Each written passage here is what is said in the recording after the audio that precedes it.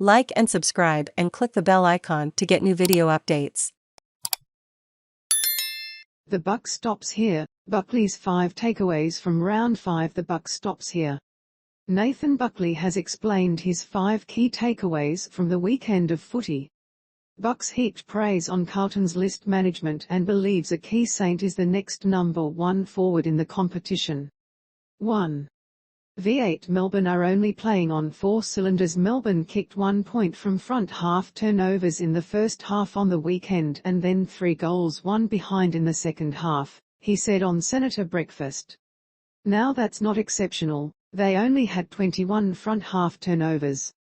They want to be a front half turnover side, they're not playing their brand. They middle of the ladder of front half turnovers and scoring from front half turnovers, so watch out. Melbourne are not playing the way they want to play, they're doing it from the back half and stoppage, but they're going to ramp that up over the next couple of weeks. I think there's better to come. 2. Max King is the heir apparent to Tom Hawkins as the number 1 key forward in the comp. There is no forward in the competition who has a better return for the times that he is targeted inside 50. Now, as a key forward, you're more than just an inside 50 target, you've got to get up the ground to be an exit kick, and he does that pretty well also. His capacity to take contested marks is huge, but when he gets inside forward 50, when St Kilda go to him, no team gets greater return for score on the board than when they go to Max King. He is the number 1 guy. The next guys in that are Lance Franklin, Jack Higgins, Bayley Fritsch is up there, Josh Rachele is 5th, Tom Hawkins, Matt Taberner, Brody Mihocek, Tim Membrey. They're the top 10 of effect. When they're the target, the team scores. St Kilda have 3 of the top 10 guys that when they're the target, their team scores. Max King is number 1. 3. The revenge of the small forward. We're seeing them all come to light this week in particular. It can be starvation corner in these roles, but we're starting to see these guys come to light.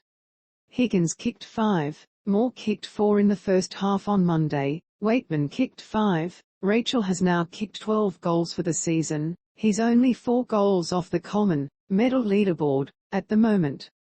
There's been so much talk about big units, but we're actually starting to get some heavy goal-scoring opportunities from players that have played a lot of up and back, selfless defensive running, transition running, but they're now hitting the scoreboard. 4. Carlton list management deserves a pat. Carlton's centre bounce crew, Marc Pittonet, George Hewett, Adam Cerra, Matt Kennedy. All players who have come from other clubs. So Patty Cripps isn't in there and you think what's going to happen, but they basically have recruited really well. You talk about specifically a guy like Hewett, with momentum swings and opposition players that might heat up, he's just a great player to have in a coach's armoury. He can be used as a cooler when you need him, but when he's not doing that role, he can still find it and be as damaging as any other midfielder. As a coach, if you can get 7 out of 10 out of a player and know you're going to get that every week, 7's marginal, you're getting 7-8, and if you had a player that was going to give you a 9 out of 10 one week then a 2 or a 3 out of 10 the next, you'd much prefer, as a coach, the 7 or the 8s, because you know that you're going to be able to build a team around that sort of performance. Geelong has probably taken the lead in this, in regards to stock picking. Finding players that they need to add to their mix to stay relevant and competitive. It hasn't got them the ultimate, but I think they have shown the rest of the competition the way that you can do that really effectively, and most of that is based around having a fairly even pay structure and not paying one bloke too much, which I think is a big trap. 5. What do you want him to say? There were elements that were criticizing Ken Hinkley's post-match comments, saying, "Switch on mate, you're giving your supporters false hope that they're going to make the finals, by declaring that finals are still a possibility." I don't know what a coach is supposed to say. He's 0-5, he's having a really hard time, he's struggling to work out how his side can come together, and you've got to find hope as a coach.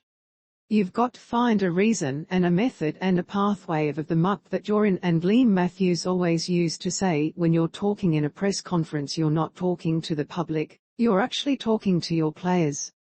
Your players may hear what you say, so you can't say one thing in a press conference and then say something else in front of